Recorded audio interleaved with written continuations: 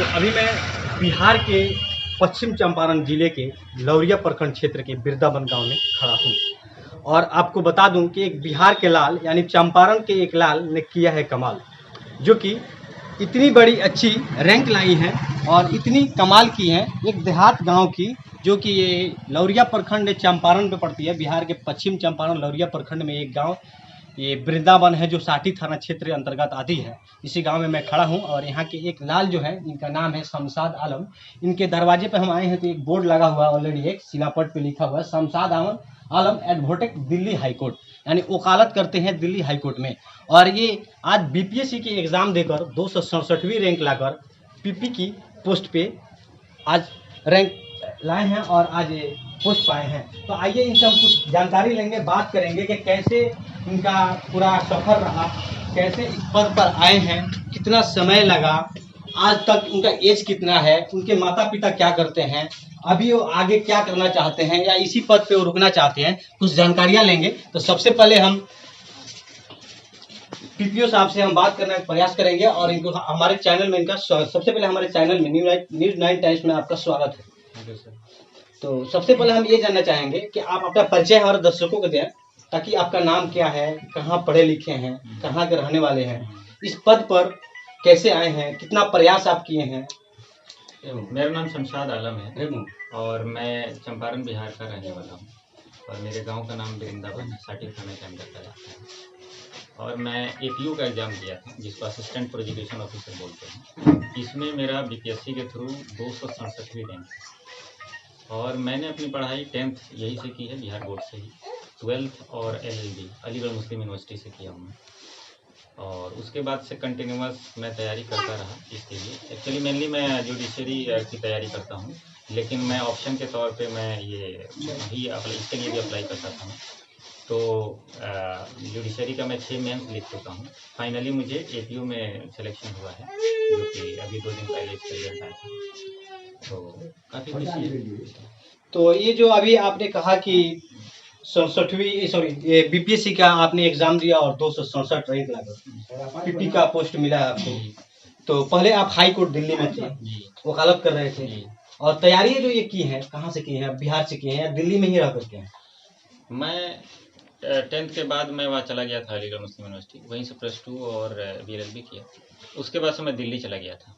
दिल्ली में मैं 2015 में कोचिंग किया मैं जुडिशरी के लिए, और उसके बाद से कंटिन्यूअस मैं तैयारी करता रहा। बीच में LLM भी किया और तैयारी करता रहा। मैं जुडिशरी का बार बार देता रहा, मतलब 6 बार दिया हूँ मेंस, उसमें मैं सक्सेस नहीं हुआ, फाइनल सिलेक्शन मेरा नहीं हुआ। तो अभी ये वैकेंसी आई थी एपीओ की, जिसको असिस्टेंट प्रोजिक्यूशन ऑफिसर बोलते हैं। फिर मैं फाइनली इसमें सेलेक्ट हुआ हूँ। मेरी 267वीं रैंक है। यानी आप जुडिशियर की भी प्रयास में हैं? जी, जुडिशियर कितने इस पे हम नहीं रहेंगे, पीपीओ में नहीं रहेंगे, इससे भी आगे जाएंगे। जिनके अंडर में हम काम करेंगे वहाँ नहीं रहेंगे, उनके पद पर पहुंचेंगे और हमारे अंडर में पीपीओ वाले काम करेंगे। मेरा ये है, प्रयास है और रहेगा कि मैं ये तो करूँगा ही। इसमें काफ़ी मतलब ये भी बहुत टफ जॉब है, इतना आसान नहीं होता है, लेकिन मेरा प्रयास रहेगा कि इसके साथ साथ मैं जुडिशरी की तैयारी अपना जो कर रहा हूँ, जिसमें मैं पहले से जिसका मेरा मेन मोटिव है करने का, उसके लिए मैं प्रयास करता रहूँगा। अच्छा, ये जो पीपी है इसका क्या काम होता है कोर्ट में? पीपी का काम ये होता है कि ये क्रिमिनल मैटर में मजिस्ट्रेट के कोर्ट में सरकार का पक्ष रखते हैं। ठीक है, जिसमें क्रिमिनल मैटर्स होते हैं, ये पीपी जो है सरकार के तरफ से लड़ते हैं। फॉर एग्जांपल जैसे मर्डर का केस है, तो मर्डर का केस है तो पीपी ही इसको देखता है सरकार के तरफ से। इसके लिए कोई प्राइवेट वकील नहीं रखना पड़ता है। ठीक है, तो ये है पीपी का काम। अच्छा, मतलब कि आप गवर्नमेंट की यानी सरकार की जो भी केसेस होंगे वो आप खुद हैंडलिंग करेंगे?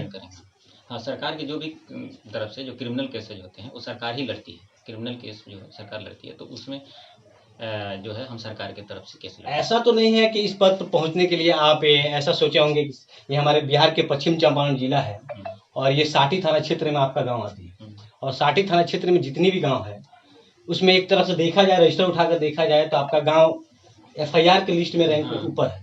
तो ये सोचकर तो नहीं आप बने हैं, इस पद पर आए हैं कि ताकि FIR कम हो जाए, लोग समझदार हो जाए, ऐसा तो नहीं। क्योंकि काफी पिछड़े गांव है ये, देहात में आते, वो भी एक नदी के किनारे आपके गांव बसा हुआ है। अगर बाढ़ नदी में आ जाए तो आपके गांव के कटाव से इतनी नुकसान होगी, क्षति होगी, उस जगह आपकी गांव है। और FIR में देखें तो साठी थाना क्षेत्र में ये वृंदावन गांव रैंकिंग में है। क्या कहेंगे इस पे, ऐसा होना चाहिए? जहाँ तक क्राइम की बात है, मेरी पोस्टिंग तो मतलब सेम डिस्ट्रिक्ट में तो नहीं होता है, मैं कहीं और काम करूँगा। लेकिन हाँ, इससे काफ़ी मुझे वो मिला कि हमारे यहाँ है, हमारे यहाँ क्या बिहार में है, अगर आप थोड़ा बहुत देखेंगे तो हर जगह है, सिमिलर मैटर है। कोई ये नहीं है कि बिहार में किसी और जगह पे कोई ज़्यादा अच्छा कंडीशन है और चंपारण में या हमारे गांव में ख़राब है, ऐसा नहीं, हर जगह सेम ही है, क्राइम तो है ज़्यादा। तो कहीं ना कहीं इससे लगा कि भाई बहुत सारे लोगों को अवेयरनेस ही नहीं है, हमारा अधिकार क्या है यही नहीं पता है, ठीक है, हमारे क्या क्या राइट्स हैं किसी को नहीं पता है, और जो है गरीबी भी है, इसकी वजह से ये लोग, इनको लीगल एड क्या होता है ये भी नहीं पता है। तो मैं जहाँ भी रहूँगा अपने पोस्ट पे, मैं ये कोशिश करूँगा कि लोगों में अवेयरनेस आए। और दूसरी चीज़ है कि मैं मानता हूँ कि अगर कोई ऑफिसर है, अपना काम जो उसकी ड्यूटी दी गई है, अगर वो उससे करे, मेहनत से करे, ईमानदारी से करे, तो इससे बड़ा समाज का सेवक और कोई नहीं हो सकता। अच्छा, इस पद पे आप कितना ईमानदारी से काम करेंगे जरा बता दें। इस पद पे तो काफी बदनाम पद है, हाँ। होती है कि बिना पैसा के कोर्ट में जाए हाँ। तो एक पेन तक कोई नहीं उठाता है, पेपर तक नहीं उठाता है, बात तक नहीं सुनते हैं। लेकिन आप कितने ईमानदारी से काम करेंगे, क्या सोचे होंगे, पद पाने के लिए क्या सोचते होंगे, अभी क्या सोच रहे हैं?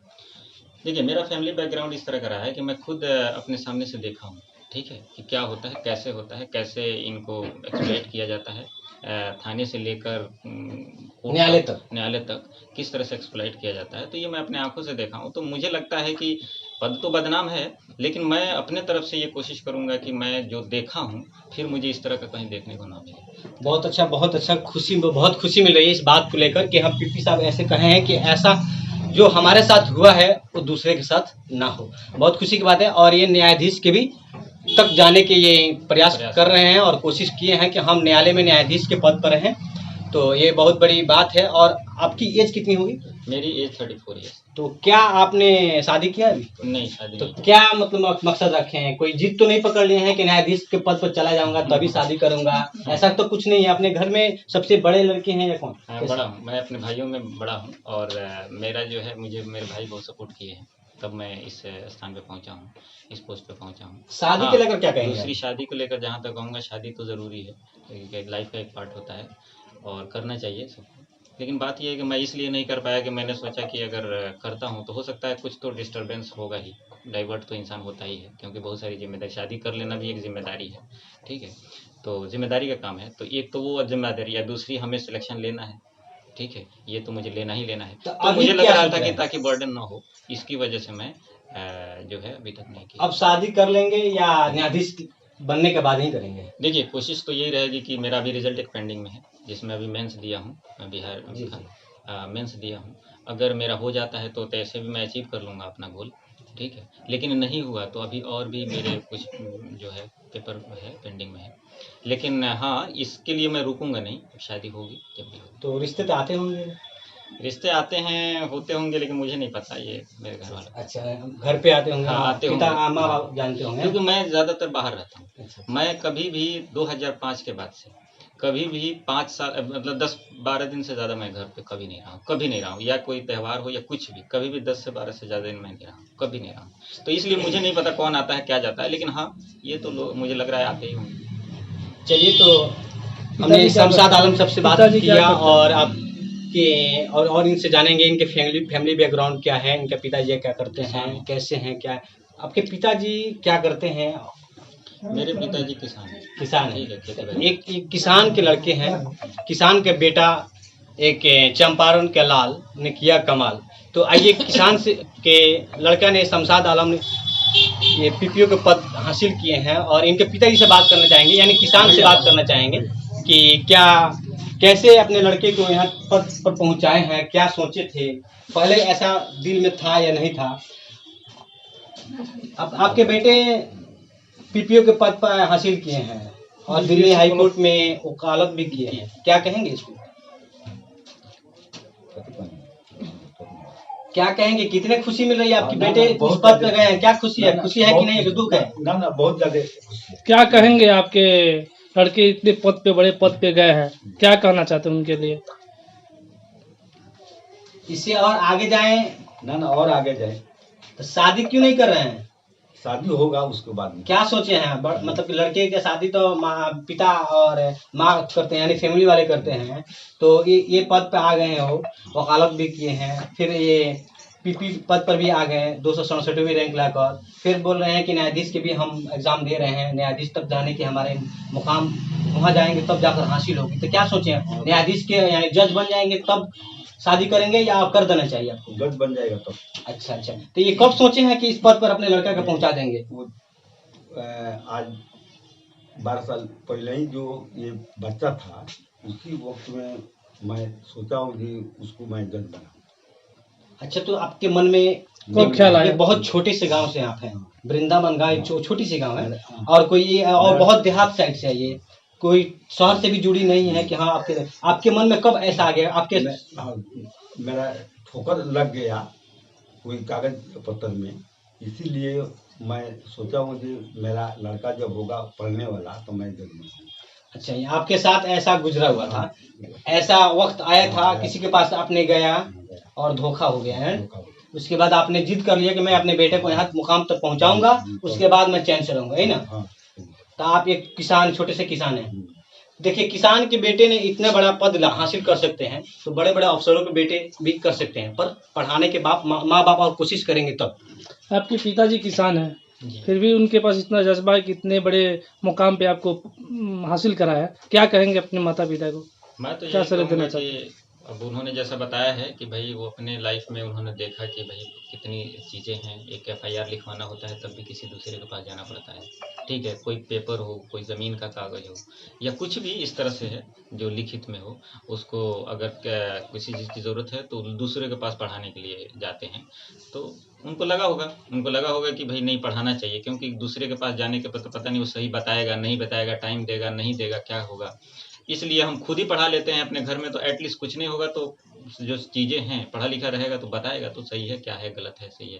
तो इसलिए और बाद में जब एलएलबी किया मैं तो उनको लगा होगा कि इसमें तो जज बना जा सकता है, तो इन्होंने वहाँ ठान लिया कि भाई जज बनाना है। तो ये अक्सर कहते रहते थे, आप ठान लिए कि हमको जज बनना है, हमने भी ठान लिया कि जज बनना है। उनका भी लगा, मुझे लगा कि भाई उनको लगता है कि भाई हाँ जज बनना चाहिए, बनाना चाहिए, तो उन्होंने ऐसा किया। और लोग को क्या संदेश देना चाहेंगे जो आप ये कंपटीशन की तैयारी कर रहे हैं, इस पद पर जाने के लिए सोच रहे हैं, बीपीएससी के भी, यूपीएससी की भी तैयारी बहुत से बच्चे कर रहे हैं लोग, और ये पीपीओ जो आप पद पाए हैं इसके भी तैयारी हो रही है, न्यायाधीश के भी ट्राई लोग कर रहे हैं लोग, इन लोग के लिए क्या तैयारी कैसे बताएंगे, क्या कैसे तैयारी करना होगा कि इस पद पर लोग आएंगे, क्या संदेश देना चाहेंगे? सबसे पहले तो मैं ये कहूँगा कि जो भी लड़के तैयारी कर रहे हैं तो पहले डिटरमाइन कर लें कि हमें क्वालिफाई करनी है, ठीक है, रहेगा कि क्वालिफाई कर लेंगे, होगा तो ठीक है, नहीं होगा तो कोई बात नहीं, इस तरह से कंपटीशन नहीं होता है। सबसे पहले आपको करना है कि मुझे क्वालिफाई करनी है, उसके लिए पूरी स्ट्रेटजी बनानी पड़ेगी आपको। जिस भी कंपटीशन में जा रहे हैं, चाहे पीपी के लिए जा रहे हैं, एपीओ के लिए जा रहे हैं, या आप जुडिशरी के लिए जा रहे हैं, यूपीएससी पीसीएस, मुझे ये लगता है कि आप पहले स्ट्रेटजी बनाइए, ठीक है, कि आपको करना है, एक लिमिट रखिए कि हाँ भाई इतना में दिन में हमें कंप्लीट करना है, तो हो पाएगा। दूसरी चीज़ है पैसेंस रखना पड़ेगा। मान लीजिए कि 1 2 3 4 फेलियर होते हैं, कभी कभी कोई प्री में रह जाता है, कोई मेंस में रह जाता है, कभी कोई इंटरव्यू क्वालिफाई नहीं कर पाता है, तो जनरली स्टूडेंट्स जो है थक जाते हैं, और कुछ समाज के लोग भी उनके ऊपर दबाव डाल देते हैं, तुमसे नहीं होगा, कोई और काम कर लो, इस तरह से।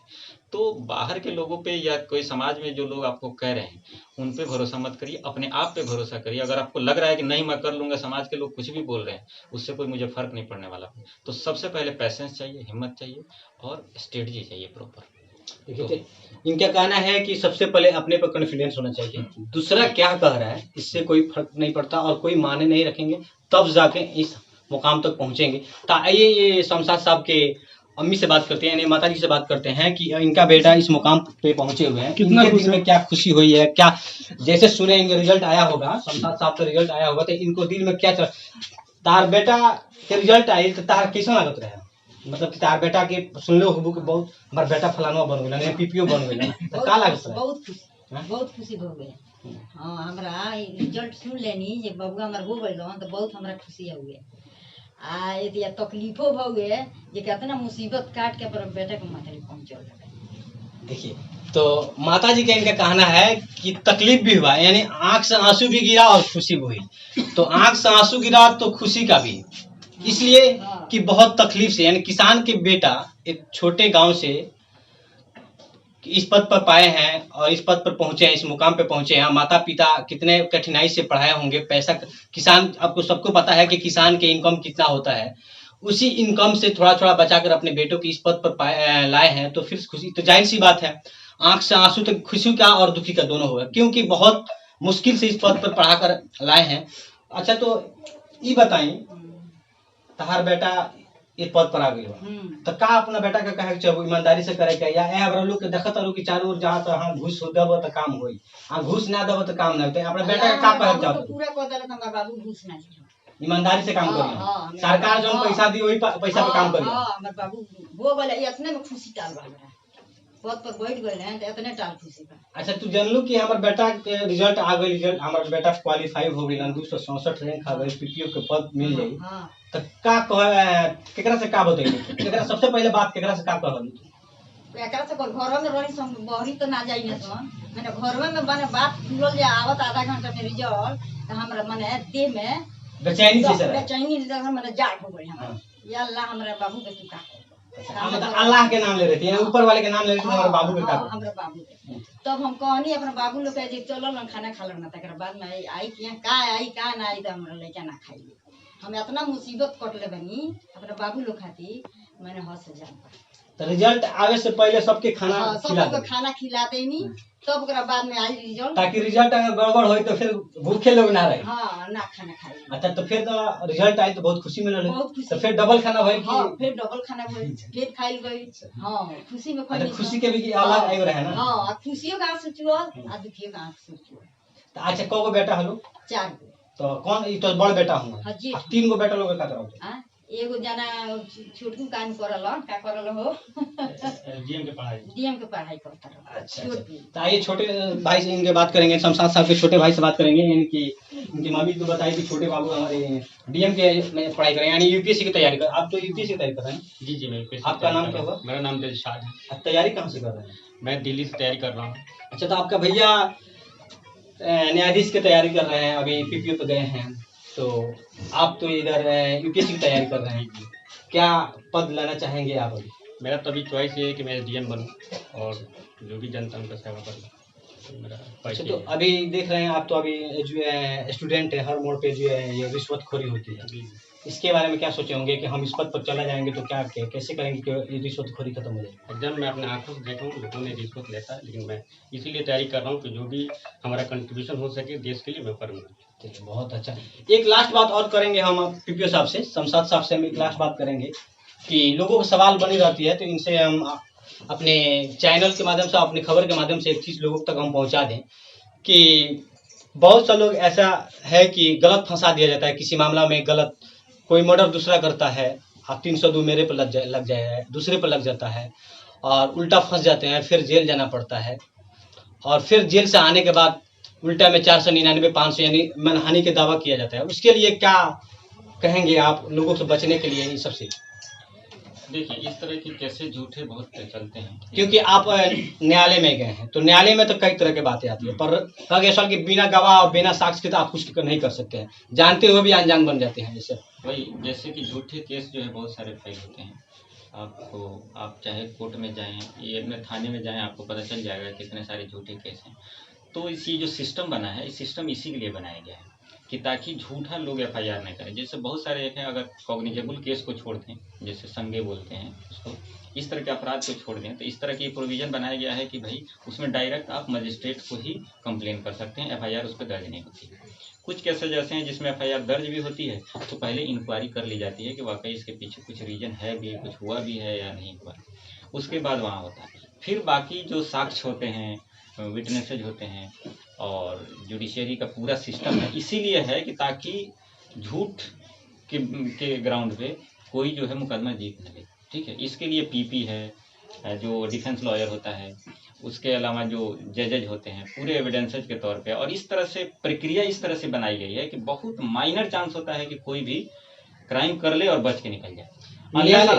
कोई क्राइम न्यायालय ऐसा है कि आम व्यक्ति हो या राजनेता हो या सरकारी कोई कर्मचारी हो, कोई भी हो, लास्ट ऑप्शन न्यायालय की ही होती है। किसी भी विभाग से आए, कोई भी जुर्म करके आए, लास्ट में न्यायाधीश ही न्यायालय में निर्णय देते हैं। तो इसके लिए क्या कहेंगे लोगों को कि न्यायालय तक पहुंचने का कोई प्रयास ना करे, वहाँ तक कोशिश लोग ना करें, जो भी मामला हो घर पे ही सुलझ जाए। देखिए कुछ ऐसी केसेज हैं जैसे क्रिमिनल केस है, तो क्रिमिनल केस जो है वो तो घर पे नहीं सुलझ सकता, क्योंकि क्राइम जो है, अगर आप किसी आदमी के साथ क्राइम कर रहे हैं तो क्राइम आप उस आदमी के साथ नहीं कर रहे हैं, आप पूरे सोसाइटी के साथ के खिलाफ कर रहे हैं और स्टेट के खिलाफ कर रहे हैं। इसीलिए केस जो है आप जो भी क्राइम किए हैं वो स्टेट के खिलाफ आपने क्राइम किया है और सोसाइटी के खिलाफ किया है, तो इसलिए ये कंप्रोमाइज़ नहीं होता है।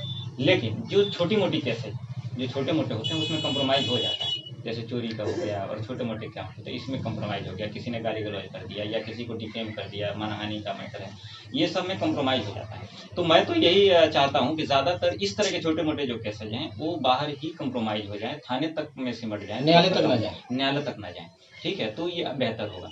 ठीक है, न्यायालय तक वही केसेज जाएँ जो सीरियस हैं, ठीक है, जो सीरियस केसेज हैं न्यायालय तक, क्योंकि न्यायालय तो सीरियस केसेज एक में लास्ट और सवाल आपसे करेंगे कि आप तो पीपीओ हैं और आप ही का अंडर में आएगा। देहात में हम कई लोगों की जुबान से सुने भी हैं, ऐसा होता भी है, होता क्या है कि स्थानीय लोग, थाना जो है बिना वारंट को 12 बजे रात को, 1 बजे रात को किसी के यहाँ कोई केस है, एफआईआर है, दर्ज है, उनके घर बिना वारंट के रात में छापामारी करते हैं, जबरदस्ती जिसके नाम पर केस है उसको भी उठा लेते हैं, जिसके नाम पर नहीं है उसको भी उठा लेते हैं, थाना में कटघरे में डाल देते हैं, परेशान करके छोड़ा जाता है बिना वारंट को। और उसके लिए क्या संदेश देना चाहेंगे ताकि ऐसे पुलिसकर्मी या ऐसे कोई भी बिना वारंट का आपको गिरफ्तार करने जाए, उसके लिए आप क्या कर सकते हैं कोर्ट से? लॉ तो यही है कि बिना वारंट का कोई गिरफ्तार नहीं कर सकता, लेकिन कुछ केसेज ऐसे हैं, जैसे सीआरपीसी में आप 41 पढ़ेंगे, सेक्शन 41, तो उसमें ये दिया हुआ है कि कुछ ग्राउंड्स हैं जिनमें वारंट की ज़रूरत नहीं होती है, डायरेक्ट अरेस्ट किया जा सकता है, लेकिन इतनी आसानी से नहीं, ठीक है। वो बहुत सीरियस केसेज होते हैं जिसमें जैसे डायरेक्ट आपके सामने क्राइम हो गया, तो इस सिचुएशन में जो है अरेस्ट कर सकते हैं, जनरली जो है आप वारंट के बेसिस पे। इसके लिए सबसे ज़रूरी ये है कि लोगों को ये अवेयर करना कि जब भी आपको पुलिस पकड़ने आए, आप उससे ये क्वेश्चन पूछिए कि वारंट कहाँ है, ठीक है। बिना वारंट के वो अरेस्ट नहीं कर सकते। बिना वारंट का अगर पुलिस अरेस्ट करती है तो उसके लिए क्या करना होगा? बिना वारंट के अगर अरेस्ट करती है, बिना वारंट के, तो उसके लिए वो है कि आप उसे कोर्ट में संपर्क करिए, ठीक है, डायरेक्ट कोर्ट में संपर्क करिए, आप किसी रिलेशन के थ्रू, रिश्तेदार के थ्रू। ये इवन बिना वारंट के अगर किसी ने अरेस्ट किया तो उसको इलीगल डिटेंशन बोला जाता है, और इलीगल डिटेंशन बोले तो आपके पास इतना पावर है कि आप डायरेक्ट हाई कोर्ट जा सकते हैं, डायरेक्ट हाई कोर्ट जा सकते हैं उनके खिलाफ रीट पिटीशन के तौर पर। जनरली आप हाई कोर्ट डायरेक्टली नहीं जा सकते हैं, लेकिन अगर किसी ने इलीगल डिटेंशन किया, इलीगल डिटेंशन वही हुआ कि बिना वारंट के किसी को अरेस्ट कर लेना, यही हुआ इलीगल डिटेंशन। तो इलीगल डिटेंशन के केस में आप डायरेक्ट रीट के थ्रू, आप direct high court, even supreme court तक जा सकते हैं, ठीक है, ये आपको पावर दिया गया है। तो अगर इस तरह के कोई केसेज है, ठीक है, तो आप जो है लीगल एड लें, लीगल हेल्प लें। आप जो है अपने साथ वकील, अगर अरेस्ट भी हो गए तो आप ये चाहेंगे कि मेरे साथ जो आर्गूमेंट पुलिस कर रही है, तो उसके सामने हम अपने वकील को बुला लें कि जब तक वकील नहीं आएगा हम नहीं बोलेंगे, आप मत बोलिए, आप वकील को अपने बुलाइए, और वहाँ पे आपके पास राइट है कि वो जो आके आपको जवाब देगा। और आपके पास ये भी पावर है कि अगर अरेस्ट भी किया है तो उसको 24 घंटे में मजिस्ट्रेट को ले आकर हाजिर करना है। 24 घंटे से 25 घंटे नहीं होनी चाहिए। हाँ, बहुत से आपने तो ये जो सवाल हमने किया उसमें एक पॉइंट आपने दिया, बहुत से थाने में ऐसा भी होता है कि किसको अरेस्ट करके ले आकर 24 घंटा नहीं 36 घंटा तक रखा जाता है, 30 घंटा तक रखा जाता है, उसके खिलाफ क्या करना होता है? तो इलीगल है, वही तो मैं कहूँ, उसको इलीगल डिटेंशन बोलेंगे। आप डायरेक्ट हाई कोर्ट में रीट के थ्रू जाइए, ठीक है, डायरेक्ट हाई कोर्ट में रीट के थ्रू जाइए और उस पर एक्शन होगा। इवन पुलिस ऑफिसर सस्पेंड भी हो सकता है, टर्मिनेट तक हो सकता है, तो ये उसके लिए है। बाकी नहीं तो और भी सारे रास्ते हैं। आप एसपी को कांटेक्ट करिए, सुप्रिटेंडेंट ऑफ पुलिस को, आप कोर्ट में भी जा सकते हैं, तो इसके लिए ये सारे रास्ते हैं। चलिए, तो आपने पीपीओ साहब से बहुत सारी बात जाने, हम भी पूछे और आप तक भी पहुंचा, तो इस सब पर ध्यान रहे। बिना वारंट के अगर गिरफ्तार पुलिस करने जाती है आपको, तो आप जैसे इन्होंने बताया हाई कोर्ट तक जा सकते हैं, आप high court, supreme court, SP से भी मिलकर ये बात कर सकते हैं, यहाँ तो कि हाई कोर्ट, सुप्रीम कोर्ट तक जाकर इसके लिए लड़ाई लड़ सकते हैं। तो आप इस पर ध्यान रखें। तो इसी तरह खबर पाने के लिए आप हमारे साथ बने रहें, हर खबर की पल पल के अपडेट देते रहेंगे। सफीर अहमद, न्यूज़ 9 टाइम्स, नरकटियागंज।